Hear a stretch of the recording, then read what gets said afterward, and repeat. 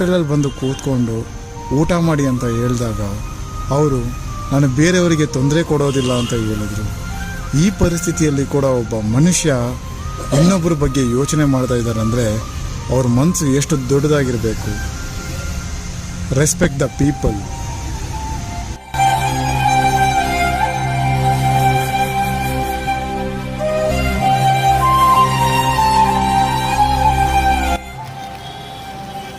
ನಾವು ಬಡವ್ರ ಮಕ್ಕಳೇ,